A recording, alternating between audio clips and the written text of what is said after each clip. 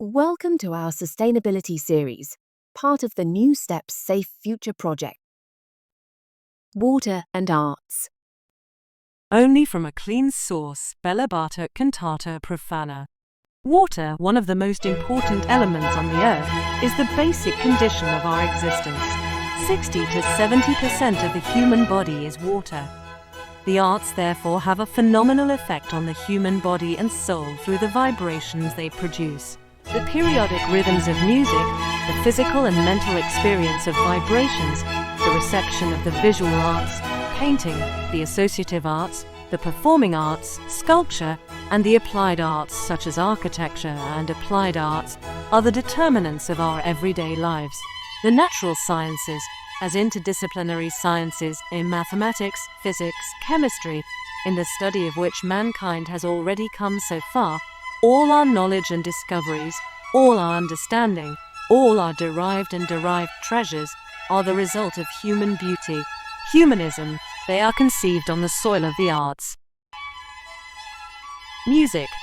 Water as an element has moved and engaged many poets, composers and artists.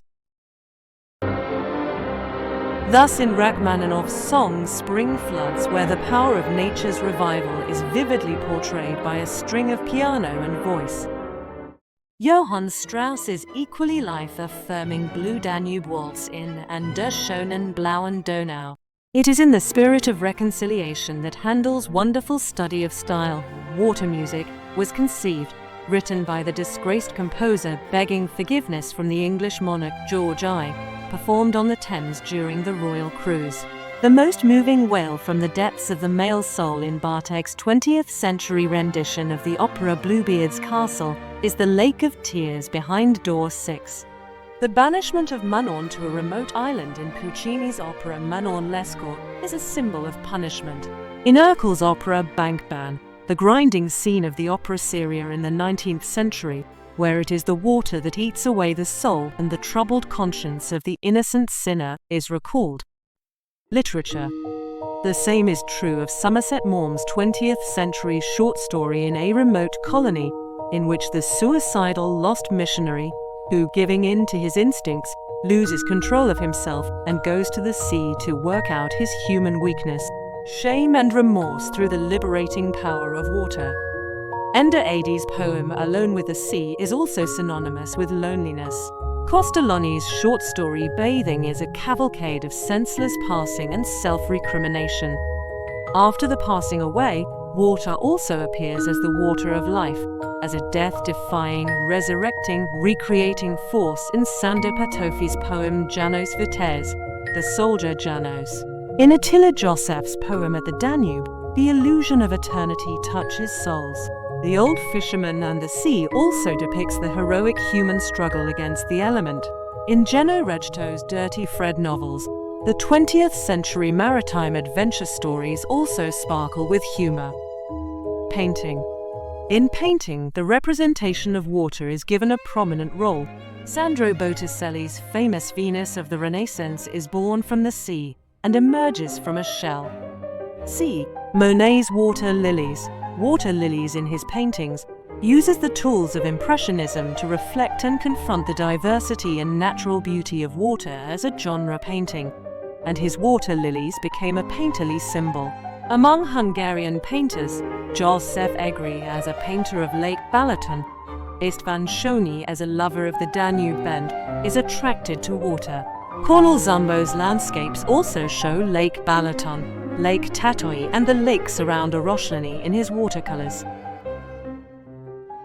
Architecture. Water also finds a place in architecture. Standing in front of the National Theatre building in Budapest, designed by Mrs. Maria Siklos, the design of the pointed ground floor terrace gives the impression of standing on a boat of culture floating on the Danube. The House of Hungarian Music was designed by Japanese architect Sue Fujimoto, who won the Architectural Design of the Year award at the Architecture Master Prize, the most prestigious architectural competition overseas. The monumentality of the musical fountain on Margaret Island is also impressive. Sculpture.